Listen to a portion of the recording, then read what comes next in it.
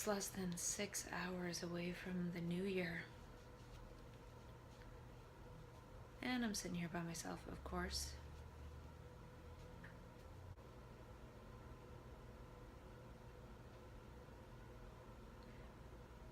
Lately, I've somewhat lost my appetite because of stress or whatever, and I've been eating a lot of pickles. And I have a favorite brand. They're the Bubby's pickles because they're not pasteurized. So they have the cloudy brine. And today I picked a pickle. And it's a double pickle. It's actually joined. It's one pickle, see? But it's two. And I think that's lucky. I think that means that I'm gonna have the best year ever next year, starting in 6 hours. I'm going to get off my medication and I'm going to be an example of that. I watched a TED Talk by David Asprey, and he's the bulletproof exec guy. And he mentioned that if something can be disproved once, then the assumptions of the model are not fully correct.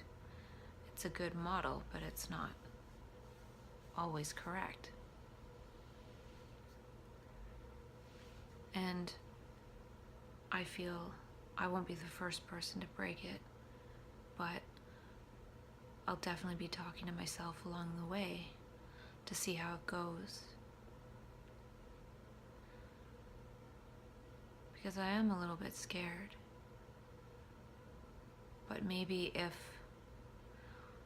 this process of talking to myself about it and maybe sharing it one day when I've accomplished something, maybe that'll help other people to do the same.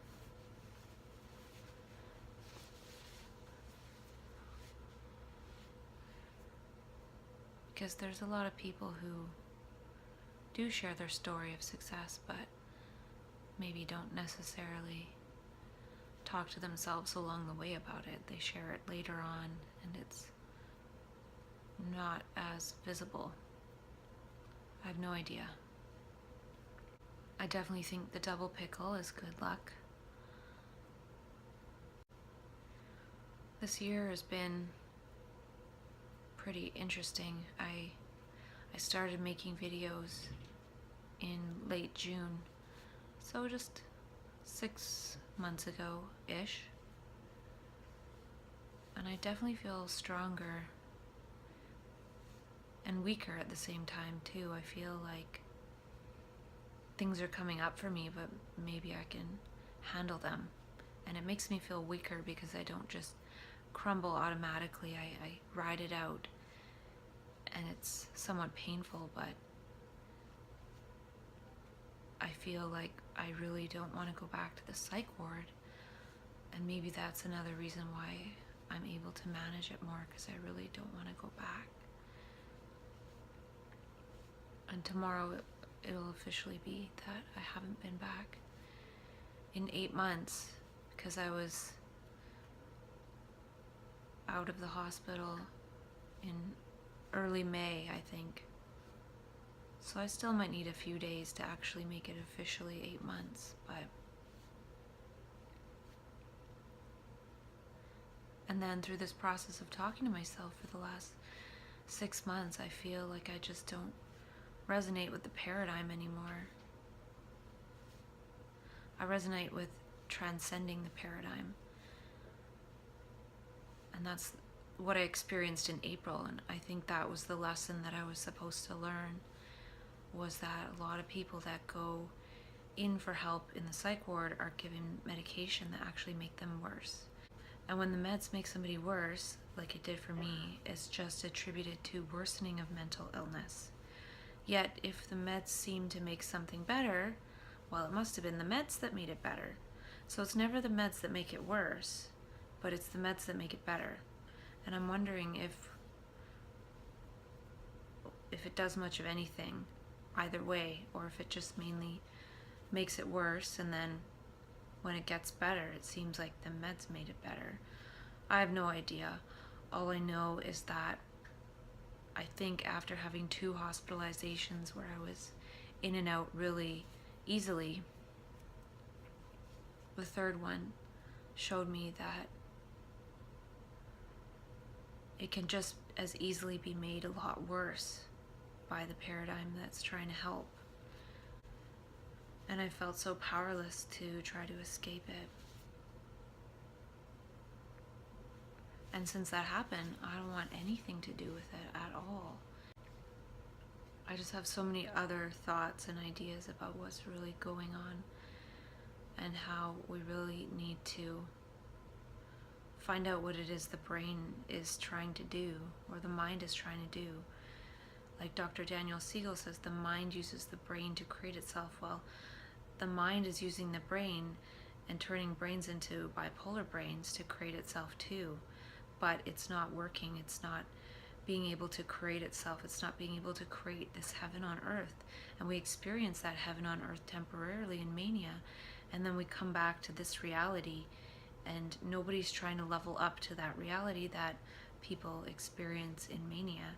They're just calling the whole thing pathological, when really the tail end of the bipolar process that gets pathologized is just the hangover from coming back from heaven. And then I feel like people that have gone there, we need to actually help people level up to that level, because so many people are experiencing anxiety and depression. And this is a reality we've created where that is a normal occurrence, but that's not really supposed to be how life is.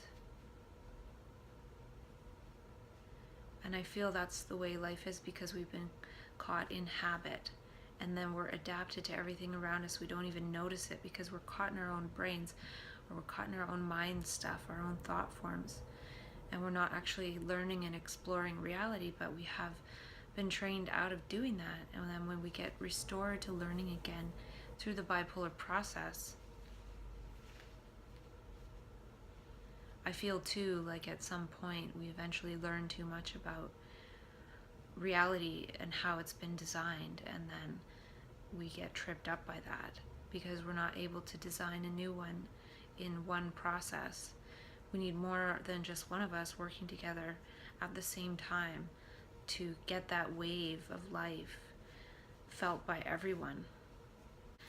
And in an earlier video today, I asked why would the lithium or whatever it was on my hands come out in my hands. And I think it's because that's one of the places where the skin is replaced fastest. It sheds. One of the fastest areas in the body that the skin sheds is on the hands. Plus, the brain has a lot of neurons devoted to the hands. And so if it wanted to shoot lithium out of the brain, it'd definitely send it down the nerves to the hands, because there's so much for that represented in the brain. So there's a lot of neural pathways, plus a lot of skin shedding from the hands, and it didn't take long, maybe half an hour or so, before all the white was gone. And I said I'll probably take a break from taking the EMP, but I don't think I will. I think I'll take it again and see what happens. I'm curious to see if my hands turn white again. And I started to make an account on micronutrientsupport.com, but it's $35 a month, American, and I will pay that. I just think I'll wait a few days before I set it up. And this question that I asked, what would a manic do, has sort of stuck in my head a little bit. I feel like a manic person is celebrating life, is one with life, and is a celebration of life with life. But in terms of what would a manic do, a manic would definitely eat this double pickle, even though I feel kind of pickled out for the day. And also, I remembered I have one session left of colon hydrotherapy. And I was thinking about how it would be funny if I could ask my colon hydrotherapist if I could record this session. And I was thinking it'd be funny to say, this is my colon hydrotherapist who I've shat on many of occasions, because I bought a 6-pack of poop cleaning sessions, and I still have one left that I was saving for a rainy day. And since I've been eating a lot less lately, I'm thinking that the chances that I'll actually poop on her are less, because I have less poop in my system, I would think. And generally people don't poop on their colon hydrotherapist. It's just one of my specialties. And today and yesterday I've actually felt a little bit giggly and giddy. I really feel like I have felt less so-called anxiety today, and I've taken the EMP 3 days in a row, and today and yesterday I felt a little bit giggly, like I was watching something. Somebody that was with me when I was in really bad psychosis one time recorded me, and I was watching the video and there was one part where I was like, I'm just gonna go to the washroom in this bag, because I was too afraid to go to the bathroom, because I was afraid if I went in there I would end my life or something. I ended up not going in the bag. I went in the washroom, but it just seemed so funny, because I remember actually how much inner agony I was in, complete agony. But just watching the video in retrospect is funny, the stuff that I said.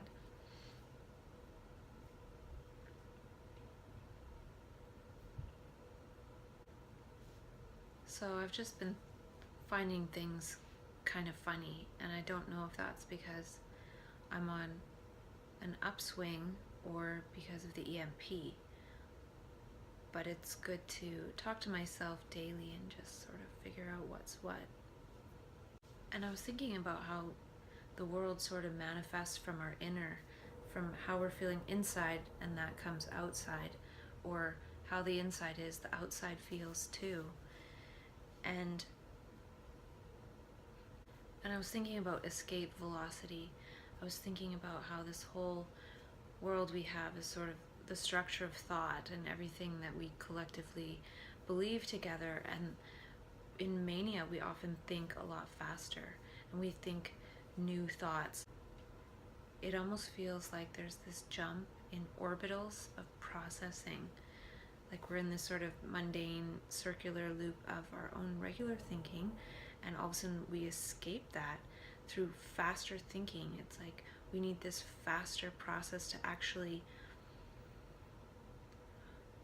override the regular thinking process, because that's almost a certain mental speed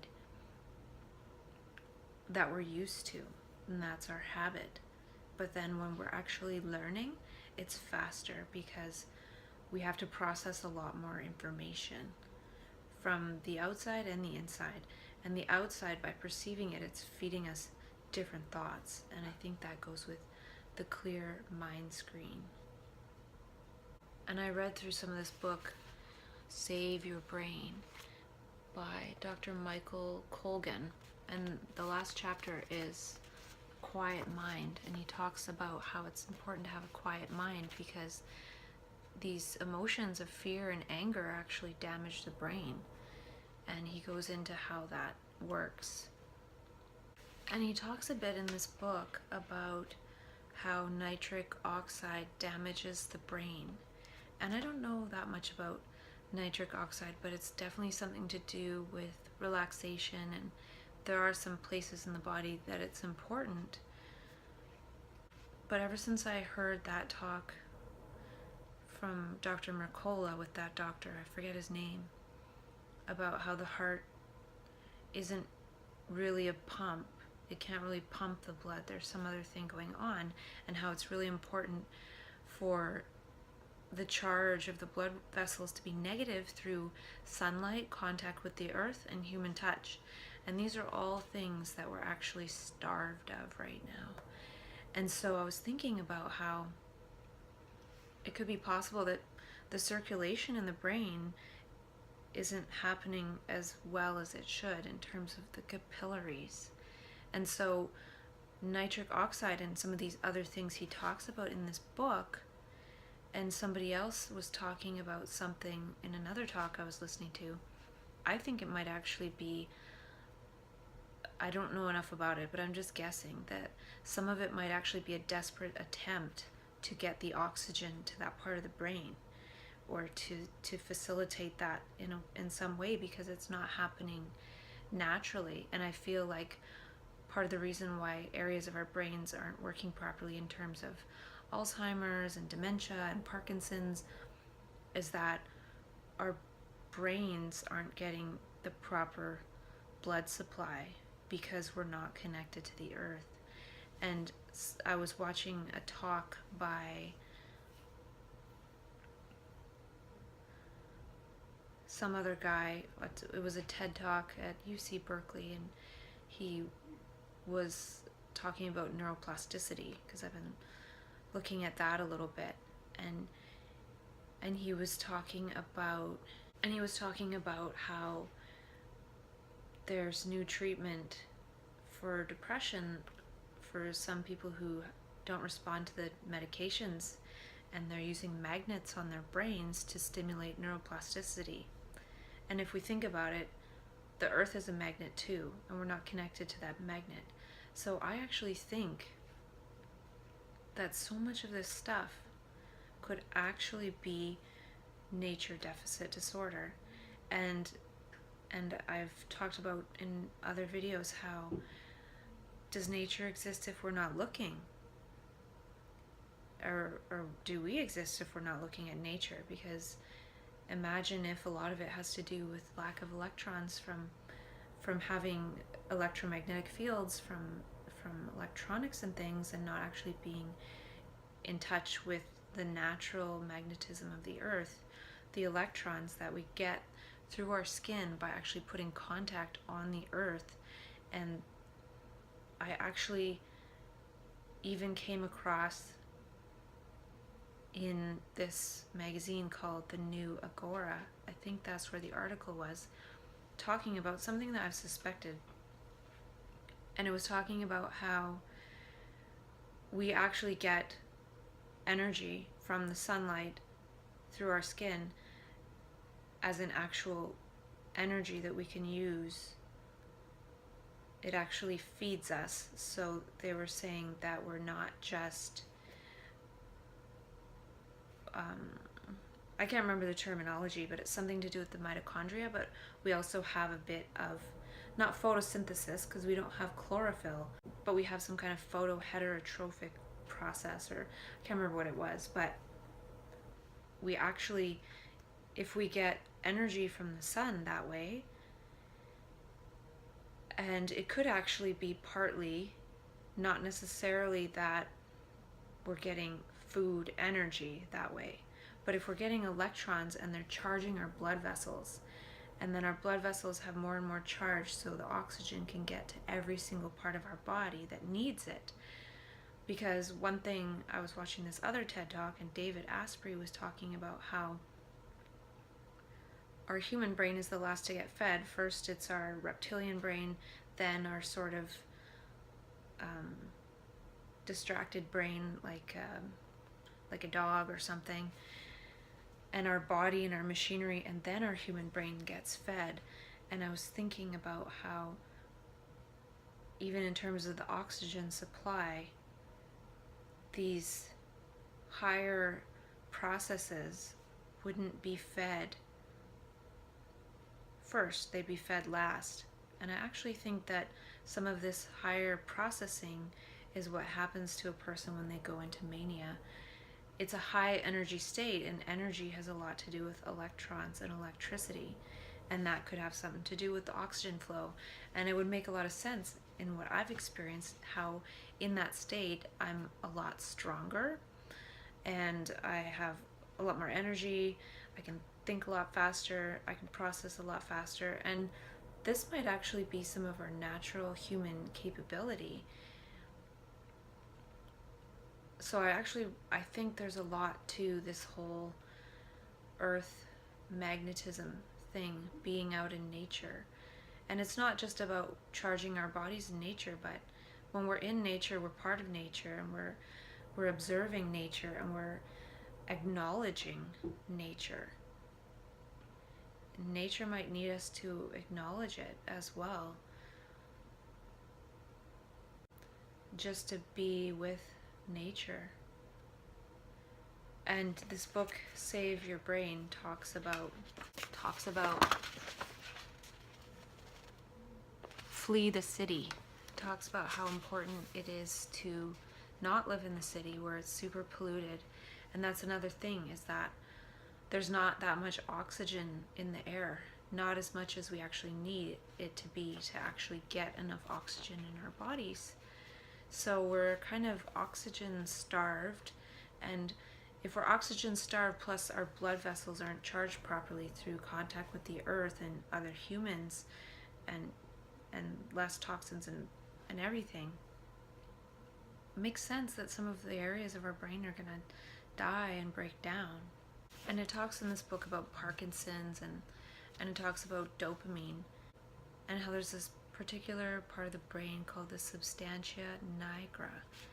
And I think it's talking about some of these like blood vessels here. And how that's what gets damaged, and it has to do with dopamine as well. And I'm thinking too, it's in a way evolutionary. If I think about what David Asprey said, how the human brain is sort of the last part to get fed, the actual part that makes us uniquely human, it makes sense, because that was the last part to develop in terms of evolution, and that we're sort of the top of the food chain of the species. So it's the last to get fed. It was the last to be created. It's the last to get fed. Well, in terms of dopamine, a lot of our dopamine circuitry is around reward and punishment and things, and pleasure seeking, and that sort of, in a way, it's this extra bit that we have that is nice. But if anything was going to shrink first in terms of things to disappear in a human being, it would be that, because it's not really necessary. And then we end up, if we develop dementia or some kind of really bad Parkinson's, we go back to just being consumers of food and poopers and needing to be taken care of again. So we're not really able to self-actualize. Or it could be that we're self-actualizing separately, that this part of the brain is being destroyed. And it talks about how ginger is anti-inflammatory, turmeric, true cinnamon, and it talks about drinking a cup of coffee a day is good for you. It even talks about taking aspirin is good for you. But I was actually thinking that that's a blood thinner and an anti-inflammatory, but basically you don't necessarily need to thin your blood if the blood can get pumped through the system easily through the proper action of having enough negative charge in the blood vessels. And I think actually that could have something to do with mania, is just this extra charge that comes from the universe, and it's energy, and it's like, how do we have so much energy without eating? Why is it that we don't even need to sleep? It's because we have all this extra oxygen going through our system because we have this extra charge. So I think there's a lot of clues in what I've been looking into recently, and it's interesting because where I'll be going is outside of the city, and should be lots of nature and things, so it'll be in alignment with the stuff that I'm reading about. I actually am a little bit concerned about when I come back. I need to still be in a quiet area away from all this pollution. I wonder too if, because a person in mania is in this really high metabolic state, at least in terms of consuming oxygen, one would need a lot of nutrients, or it could be that the body is sort of using up a lot of its nutrients and then it runs out of nutrients. But another thing could be that if one is in the presence of so much toxins in the environment, in the air, and if one of the main things is that one is really utilizing a lot of oxygen, if one is in a place where there's not that much air, it could be not as good for the body. So yeah, earthing, sunlight, and human touch.